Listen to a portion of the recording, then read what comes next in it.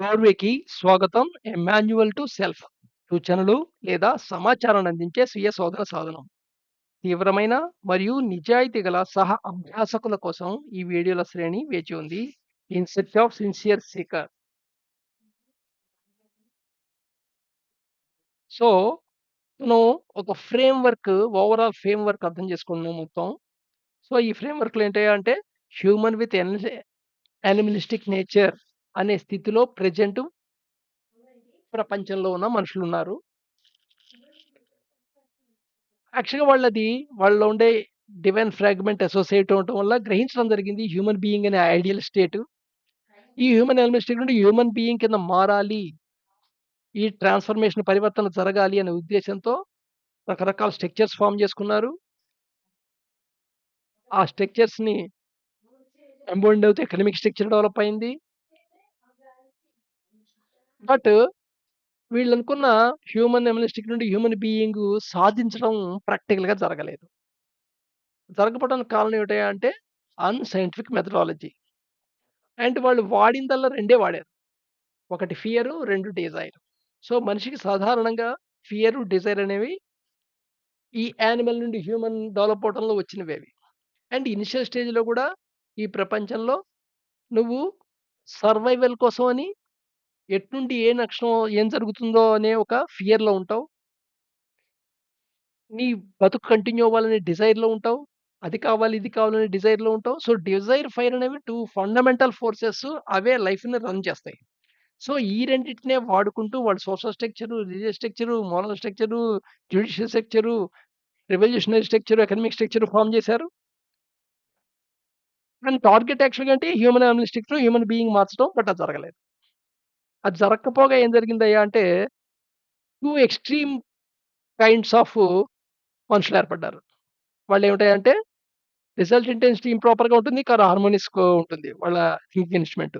లేదా proper result intensity ఉంటుంది. కానీ అన్‌హార్మోనిక్‌గా ఉంటుంది. అంతేగాని వాళ్ళనుకున్న థింకింగ్ ఇన్‌స్ట్రుమెంట్ క్వాలిటీది ఏర్పడల. సో, ప్రపంచం మొత్తం ఈ ట్రయాంగిల్ రీజియన్‌లో ఉందనమాట. ఈ 3 ఎక్స్‌ట్రీమ్‌ల మధ్యలో ప్రపంచంలో ఉండే పాపులేషన్ అంతా ఉంది. ఈవెన్ ఒక ఇండివిడ్యువల్ గూడా డైనమిక్‌గా మారుతూ ఉంటాడు. వాడి లైఫ్‌లో ఒక స్టేజ్ నుండి ఒక స్టేజ్, ఒక స్టేజ్ నుండి ఒక స్టేజ్‌కి మారుతూ ఉంటాడు. సో, ఎవడైతే ఇంప్రాపర్ అండ్ అన్‌హార్మోనిక్ ఉంటాడో వాడిని మనం రాక్షసుడికి సంబంధమైన మనిషి అని చెప్పొచ్చు. సో, ఇంప్రాపర్ రిజల్టెంట్ ఉంటుంది. కానీ హార్మోన్స్ మాగ్నెటిక్ పాయింట్స్ ఉంటాయి. అంటే thinking instrument still defective. But వాళ్ళు హిట్లర్ లాంటి వాళ్ళని చెప్పుకోవచ్చు. ఈడీ అమీన్, హిట్లర్ ఇలాంటి వాళ్ళ కింద అని చెప్పుకోవచ్చు వాళ్ళు. డిక్టేటర్‌షిప్‌లో ఉంటారు వాళ్ళు. అంటే వాడేదో చేస్తూ ప్రపంచాన్ని నాశనం చెయ్యాలి అనే ఉద్దేశ్యంతో నాశనం చేస్తుంటారు. అదే ప్రాపర్ రిజల్టెంట్ ఉంటుంది. కానీ అన్‌హార్మోనిక్ ఉంటుంది. సో, వీళ్ళు ప్రపంచాన్ని ఏదో బాగు చేస్తున్నాం అనే భ్రమతో ప్రపంచాన్ని నాశనం చేస్తుంటారు.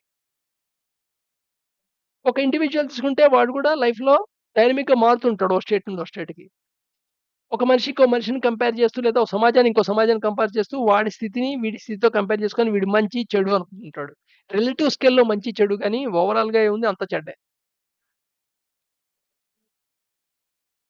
సో, ఏంటంటే ఈ సమాజం ఏదైతే అనుకుందో ఈ స్ట్రక్చర్స్ ఫార్మ్ చేయడానికి అది ఫుల్‌ఫిల్ అవ్వలా. ఫుల్‌ఫిల్ అవ్వకపోగా ఒక ట్రయాంగిల్ రీజియన్ ఫార్మ్ అయింది. ఈ రీజియన్‌లోనే ప్రపంచం మనుషులంతా మానవత్వం మనుగడ సాగిస్తోంది ప్రస్తుతానికి. అయితే ఈ వితిన్ దీంట్లో బతుకుతున్నవాడు, ఈ రీజియన్‌లో బతుకుతున్నవాడు జైల్‌లో ఉన్న ఫీలింగ్ ఉండదు. ఎందుకంటే కంఫర్ట్‌ని వదలటం ఇష్టం లేదు కాబట్టి. అలాగే ఐడెంటిటీని వోళ్ళు వదలటం ఇష్టం ఉండదు. ఇగ్నోరెన్స్‌ని వదలటం ఇష్టం ఉండదు. ఈ మూటిని వదిలిపెట్టిన వాడే హ్యూమన్ ఎలిమినిస్టిక్ నుండి హ్యూమన్ బీయింగ్ వెళ్ళే ఛాన్స్ ఉంటుంది. అంటే వీటికి బైండ్ అయ్యి లేకుండా ఉన్నవాడు. కంఫర్ట్ ఉంటే okay. You will experience the comfortness. But దానికి బైండ్ అయ్యి అది ఉంటేనే నా బతుకు లేతే లేదు అనే స్థాయిలో ఉండకూడదు. అలాగే ఐడెంటిఫై అవ్వకూడదు. ఐడెంటిఫై అయింది బాండేజ్ అయ్యి ఎంటాంగిల్ కాకూడదు. అంటే నీ యొక్క స్థితిని, మానసిక స్థితిని అది డిసైడ్ చేయకూడదు. ఎందుకంటే ప్రపంచంలో ఏది శాశ్వతం కాదు. అన్నీ కంటిన్యూ‌గా మార్పుకు గురి చేయేవే. ప్రతీదీ మార్పు అవుతూ ఉండేదే. అలాగే ఇగ్నోరెన్స్‌ని ఎంజాయ్ చేయకు. ఇగ్నోరెన్స్ అనే విషయం తెలియనంత కాలం ఇగ్నోరెన్స్ ఉన్నట్టే తెలీదు. విజ్డమ్ వచ్చిన తర్వాత ఇది ఇగ్నోరెన్స్ అని తర్వాత తెలుస్తుంటుంది. సో, ఈ మూడిటిని క్రాస్ ఓవర్ చేయాలి అంటే హ్యూమన్ ఎలిమినిస్టిక్ నుండి హ్యూమన్ బీయింగ్ జరిగే మార్గం కావాలి. ఆ మార్గానికి ఒక ప్రాక్టికల్ మాన్యువల్ ఏమిటయ్యా అంటే పతంజలి యోగ సూత్రాలు. ఈ పతంజలి యోగ సూత్రాలు సనాతన ధర్మం యొక్క ప్రిన్సిపల్స్ మీద ఆధారపడి ఉన్నవి. ఈ ఓవరాల్ చెప్పిన క్రియేషన్, ఎగ్జిస్టెన్స్ ఒక టోటల్ స్ట్రక్చర్ కూడా సనాతన ధర్మం యొక్క మునుల యొక్క దృష్టిలో వాళ్ళు గ్రహించింది, ఎక్స్‌ప్లెయిన్ చేసింది మొత్తం కన్సాలిడేట్ అయిందన్నమాట వేదాల రూపంలో. దాన్ని కామన్ లాంగ్వేజ్‌లో కామన్ ఆహ్, ఉదాహరణలు వాడుకుంటూ ప్రస్తుతానికి వొకాబులరీ మారింది కాబట్టి, అర్థం చేసుకునే వొకాబులరీస్ వచ్చాయి కాబట్టి, సైన్స్‌లో ఆ వొకాబులరీని వాడుకుంటూ దాన్ని అర్థం చేసుకోవడానికి ప్రయత్నం చేస్తున్నాం. అయితే ఇక్కడ ఇంపార్టెంట్ పాయింట్ ఏమిటి అనేది కేవలం ఒక మార్గమే లేదు. అందుకని ఈ మాట చెప్పడానికి అన్ని మార్గాలు ఒకే గమ్యాన్ని చేరతాయంటారు. బట్‌గా ఎన్ని మార్గాలున్నాయంటే ఎంతమంది ఇండివిడ్యుయల్స్ ఉంటే అన్ని మార్గాలున్నాయి ప్రపంచంలో. మరి నీ మార్గం నీకెలా తెలుస్తుంది? అలా చెప్పగలిగేది ట్రాన్సెండెంటల్ టీచర్. అదెవరు? నీలో ఉన్న డివైన్ ఫ్రాగ్మెంటే. ముందు నీ యొక్క డివైన్ ఫ్రాగ్మెంట్ యొక్క సిగ్నల్‌ని నువ్వు డీకోడ్ చేయగలిగుండాలి. దాంతో కమ్యూనికేట్ చేయగలిగుండాలి. కమ్యూనికేట్ చేయడానికి దాని ఎగ్జిస్టెన్స్ ముందు నువ్వు ఇగ్నోరెంట్. దాని ఎగ్జిస్టెన్స్ అనేది నీకు అట్‌లీస్ట్ లాజికల్‌గా నువ్వు లోపల నువ్వు ఒప్పుకొనుండాలి. అలాగే నీ సూక్ష్మ శరీరం ఉంటాం, నీ కారణ శరీరం గురించి లాజికల్‌గా అట్‌లీస్ట్ నువ్వు ఒక కంక్లూజన్‌కి రీచ్ అవ్వాలి.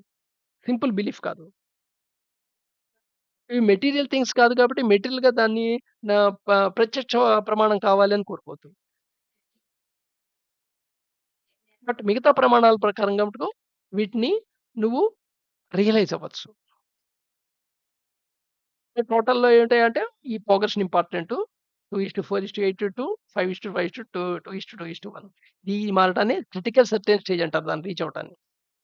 మనం ఇంతకుముందు 3 3 స్టేజెస్ అనుకున్నాం. అది రీచ్ అయిన తర్వాత ప్రత్యాహార స్టేజి, ధారణ, ధ్యాన, సమాధి స్థితులు. ఆ స్థితుల్లో ఎలా ఉంటుంది? ఫ్లో, డేటా ఫ్లో ఎలా అవుతుంది? అనేది కూడా ఇంతకు ముందు చెప్పుకోవడం జరిగింది. దానికి మినిమమ్ రిక్వైర్మెంట్స్ ఏమిటి? రిజల్టెంట్ ఇంటెన్సిటీ 4 10 యూనిట్స్ ఉండాలి. సో, ఎన్ని రిజల్టెంట్ ఇంటెన్సిటీస్ నువ్వు అక్యుములేట్ చేస్తావు? నీ యొక్క బాడీ అండ్ మైండ్‌ని యూజ్ చేసి, నీ యొక్క మాగ్నెటిక్ రేషియోని ఎలా మార్చుకుంటావు? నీ యొక్క బాడీ అండ్ మైండ్‌ని టూల్స్ కింద వాడి.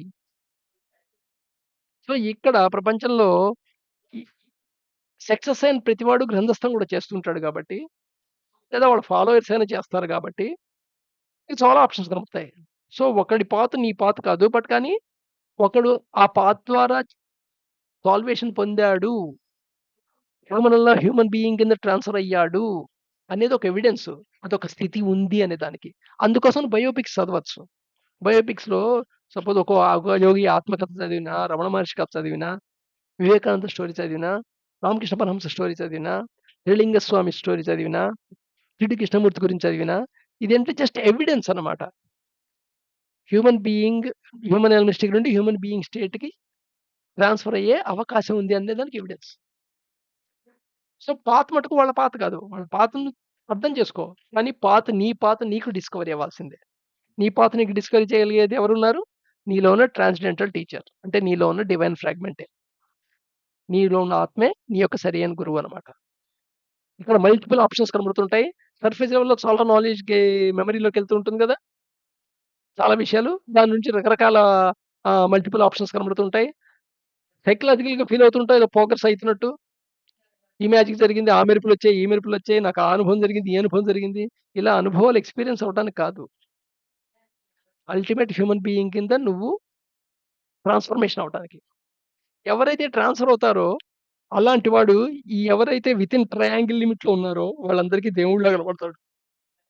అంతకంటే ఏం లేదు. So among the path options, one has to discover his unique path in the circumstances and personality that changes from moment to moment with guidance of divine fragment or ఆత్మ. So, క్షణానికి నీ personality మారిపోతూ ఉంటుంది. నీ యొక్క circumstances మారిపోతూ ఉంటాయి. కానీ నీ యొక్క పాత్ ఏదైతే ఉందో అది మటుకు డిస్కవర్ చేస్తుంటుంది. అన్‌ఫోల్డ్ అవుతూనే ఉంటుంది. ఎప్పుడు? నీ యొక్క డివైన్ ఫ్రాగ్మెంట్ యొక్క గైడెన్స్ ఉంటే. లేకపోతే కన్‌ఫ్యూజన్‌లో ఉంటావు. So what you are learning and practicing in the name of yoga is knowing the letters of this language. So, yoga అనే రూపంలో నువ్వు ఎన్ని పుస్తకాలు చదువుతున్నా, ఎన్ని చోట్ల ట్రైనింగ్‌లయినా, ఎన్ని ఆశ్రమాలకెళ్ళి ట్రైనింగ్ అయినా, ఏం చేస్తున్నావు అవన్నీ ఏబీసీడీలు నేర్చుకోవటమే. ఒక భాష యొక్క అక్షరాలు నేర్చుకోవటమే. భాష యొక్క అక్షరాలు నేర్చుకొని నేను పెద్ద కవినైపోయాను అని ఫీల్ అవుతుంటే ఎంత హాస్యాస్పదం. అలాగే ఇవేవో నేర్చేసుకొని ప్రాక్టీస్ చేసుకొని నేను పెద్ద యోగినయిపోయాను అనుకోద్దు. కానీ ఆ లెటర్స్‌ని వాడుకొనే, ఆ లాంగ్వేజ్‌ని వాడుకొనే నువ్వు పోయెట్ అవ్వచ్చు. ఇది వాస్తవం. So, right. ఇక్కడ నుండి రేపటి నుండి ఒకసారి మళ్ళా ప్రాక్టీసెస్ మొత్తాన్ని ఒకదాన్ని, ఒకదాన్ని డీటెయిల్‌గా డిస్కస్ చేద్దాం.